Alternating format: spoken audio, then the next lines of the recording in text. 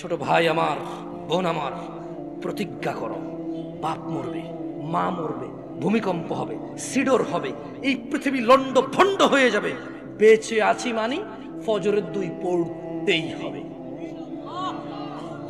বেঁচে আছি মানে জোহর, আসর, মাগরিব, ইশা পড়তেই হবে। একটু আগে সিগারেট খেয়েছি, একটু পরে আজান হয়েছে, নামাজ পড়তে হবে। একটু আগে পর্নোগ্রাফি, উলঙ্গ সিনেমা দেখেছি, একটু পরে আজান হয়েছে, নামাজ পড়তেই হবে। ঘুমের মধ্যে কাপড় চোপড় নষ্ট হয়েছে, মা জানে, বাপ জানে, ভাবি জানে, বোন জানে, সবাই জানে। এখন গোসল করলে সবাই বুঝবে কেন গোসল করছো। সবাই বুঝলে বুঝুক, না বুঝলে নাই। আরে বুঝলেই কি না বুঝলেই কি, আমার কাপড় নষ্ট হয়েছে, গোসল আমার ফরজ হয়েছে, আমি গোসল করবো, নামাজ পড়বো।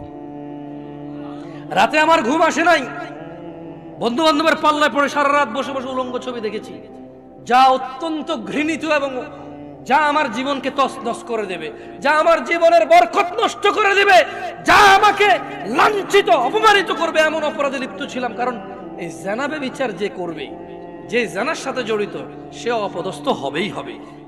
আখিরাতে তো তার আছেই। এই একটাই অপরাধ জানাবে বিচার, একটাই অপরাধ অশ্লীলতা, যেটা শাস্তি আল্লাহ দুনিয়াতে দিয়ে দেয়। কোথায় দেয়? আখিরাতে তো আছেই। সারা রাত উলঙ্গ ছবি দেখেছো, দেখে নিজের জামা কাপড় নষ্ট করেছো, অপবিত্র করেছো নিজেকে, অসুবিধা নাই। গুনাহ যা হওয়ার হয়ে গেছে, গুনাহ নিয়ে পড়ে থাকলে চলবে না। গুনাহ যা হওয়ার হয়ে গেছে, গুনাহ নিয়ে পড়ে থাকলে চলবে না। যাও গোসল করো, ফজরে আযান হয়েছে, সালাতে যাও, 2 রাকাত সুন্নাত পড়ে আল্লাহর কাছে ক্ষমা চাও, 2 রাকাত ফরজ পড়ে আল্লাহর কাছে ক্ষমা চাও। আর দেখবা না, প্রতিজ্ঞা করো। আবার দেখে ফেলেছো, অসুবিধা নাই, জোহরে আযান হয়েছে, যাও মসজিদে, যাও গোসল করে 2 রাকাত নামাজ পড়ো, আল্লাহর কাছে ক্ষমা চাও, প্রতিজ্ঞা করো, আর দেখবা না। আবার দেখে ফেলেছো, অসুবিধা নাই, পরের ওয়াক্ত আযান হয়েছে, যাও মসজিদে যাও।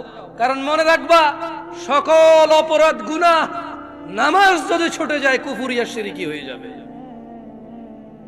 ছাড়া যাবে না নামাজ। আমি কি বুঝাইতে পেরেছি? তোমরা কি, আমি যে জন্য আসছি, আমি কি তোমাদেরকে কোনো মেসেজ দিতে পারছি?